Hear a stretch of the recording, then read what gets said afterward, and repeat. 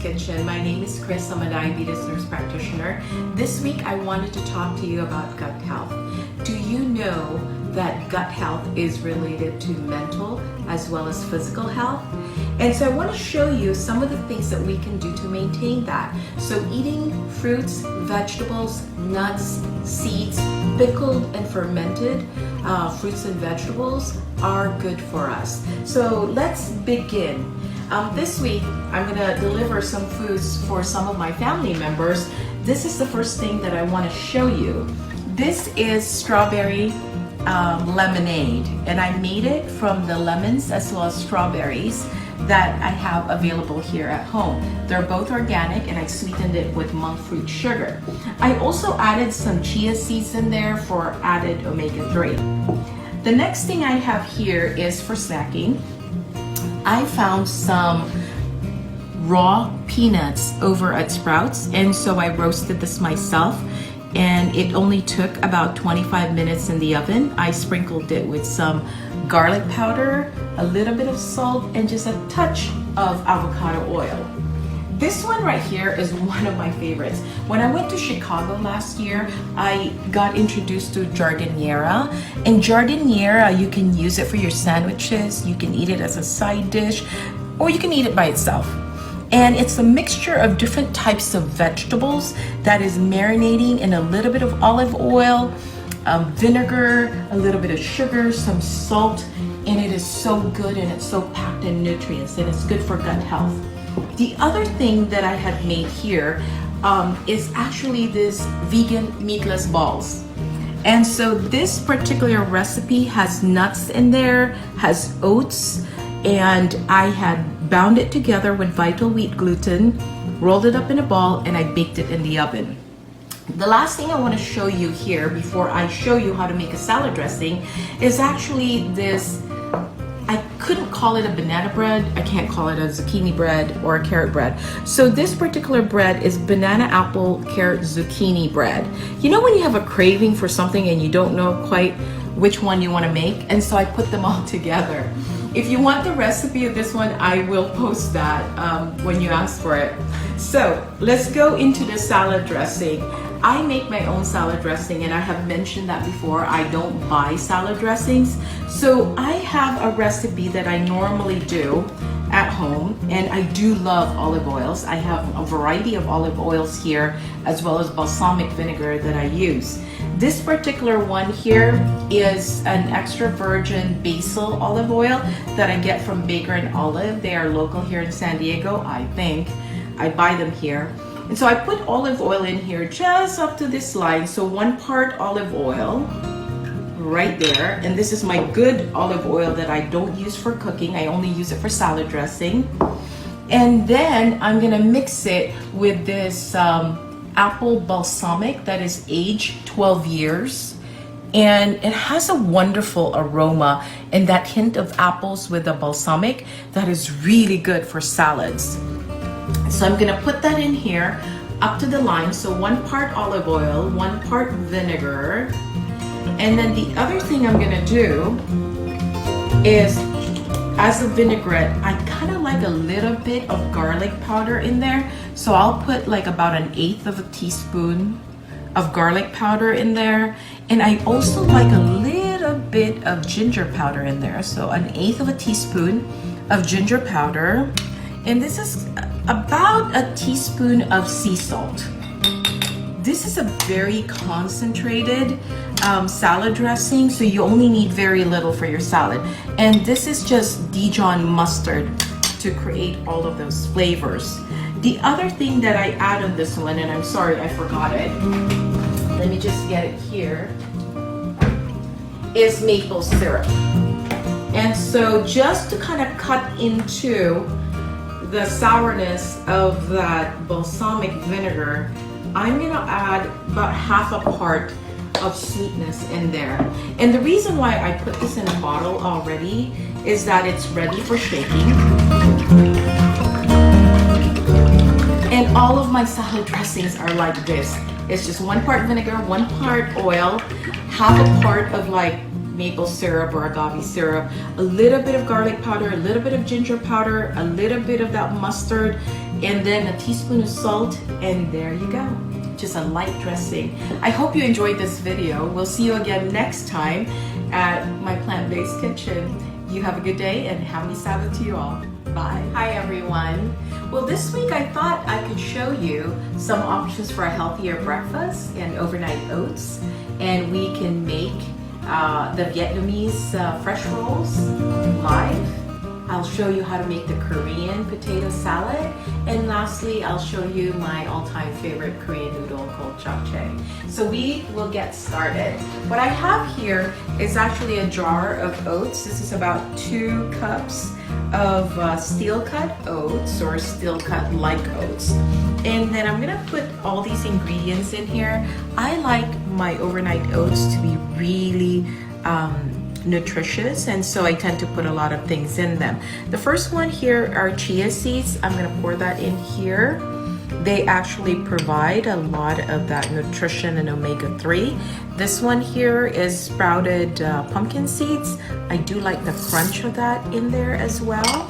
The next thing we have here is hemp seeds. I do love the nuttiness of this, and I like it in overnight oats, so that will go in there as well. I love coconut, and I have a tendency to put coconut shreds in a lot of my baking as well as in my overnight oats. So I'll put that here, and I use different kinds of nuts. Sometimes I'll put pecans or walnuts, but today I have slivered almonds, so that's gonna go in there. So we have all of these packed nutrition here, but we are not done yet. What I want to show you here are different ingredients for sweetness and flavor. The one right here is nutmeg, a little bit of clove, a little bit of ginger, and a lot of cinnamon. And this is the one that's going to flavor our overnight oats, so that goes in there. We have flax seeds here. I want to keep them whole for this particular recipe, but we also have golden raisins here, dried blueberries, and I have cut up some dates here, and all of these will go in here. So this will provide extra fiber, extra antioxidants, omega-3 from the flaxseed. There we go. Our gut microbiome will be very happy with this. And then lastly, I chopped up these dates and took out the seed so that it's all ready for us. And then what I do is I just close the jar. Oftentimes I actually stir this with a spoon, but for today, what we're gonna do is just shake them around and mix them. And then this is ready. What I tend to do when I'm on travel is actually bring a little bit of this in a little pouch, and then I can mix that with soy milk and put them in the refrigerator overnight. And what happens is something like this the next day. So right here is overnight oats. This one I've microwaved it because I like it warm. And what you can do is just put some berries or whatever fruit you have available. There you go. Okay, so moving right along here, I want to show you how to make Vietnamese summer rolls. I have pre-made some over here already.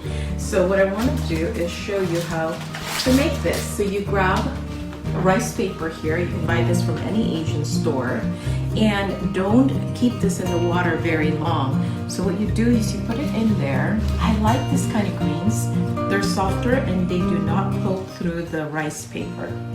Then I'll put some shaved carrots in here that I've pre-shaved early on. I also like cucumbers, so I put fresh cucumber in there. This one right here is edamame noodle that I got from Costco. So I thought it added a little bit of complex carbohydrates with protein as well in there. And then these are baked tofu that I actually baked this morning. And that goes over here. And we roll this and tuck it in. We want this to be tight. We don't want it loose. And then we fold it on either side and keep rolling it. And it actually holds up very well. And we're gonna put that on there. So we have other ones here. I use brown rice paper, and that's the reason why it's a different color. Now for the dipping sauce, we have usually peanut butter, but my nephew is allergic to peanuts, so I'm using sunflower butter here. This is about, I don't know, 1/3 of a cup. And then I put the vegetarian hoisin sauce there, about 1/4 of a cup. I put a little bit of chili oil because I do like a little bit of spice in there. And what you do to kind of thin it out a little bit is put about 1/4 of a cup of vinegar. And that adds a little bit of tanginess into your sauce. And all you have to do is stir this. Now what works even better than this is actually a wire whisk. There we go. But I think we're gonna get there fairly quickly because I have put this on room temperature early enough. There we go. And this is all the flavors you need for the peanut dipping sauce, and you don't have to buy that in the market. It's relatively inexpensive to actually make with the common ingredients that you would have in your kitchen. There we go. Yeah. So this would be really great later on with these summer rolls. Okay, now that we're done with that, I'm gonna put this aside and we're gonna move to this Korean or Japanese potato salad, but I also grew up with potato salad that we use sweet potatoes. So this is actually a mixture of regular potatoes. I left some of the skin on, and sweet potatoes. I have some cucumber here that I have soaked with a little bit of salt and rinsed it and actually squeezed it dry. And then I have also blanched some carrots, some edamame, and some peas. So they've been out, and all you have to do is take this. And this is vegan mayo. It's made from grapeseed oil. And all you have to do is add a little bit of salt in it. And when I boiled the potatoes, I put a little bit of salt in there. So this thing doesn't require that much salt anymore. So about 2 of these, which is half a teaspoon. You can go up to a teaspoon, it is a lot. And then the key ingredient in some Asian potato salad is really sugar. So we're gonna put 1 teaspoon here, 2 teaspoons, 3 teaspoons. There you go. And this is monk fruit sugar, so it does not have any calories in them. So what you're gonna do is mix this together. There we go. You want all your flavors all in the mayo here, so that when you stir it in to the rest of your potato salad here, the flavors are already dispersed in the mayo. Here we go. Okay, so we're gonna pour this in here and we're gonna stir this all together. There we go. And I do kind of want to make sure I don't waste any of these. There. And we'll put this aside here and we're gonna stir it. Oh, well, let's put some of this, just a tiny bit of black pepper, white pepper, and Szechuan peppercorns. So what we're gonna do here is we're just gonna mix them all together. And I wanna make this ahead of time because you know how potato salad is? It is actually much better like the day after because all the flavors have kind of like melded together. And what's different about this too is that instead of cutting the potatoes into cubes, you're actually just mashing it.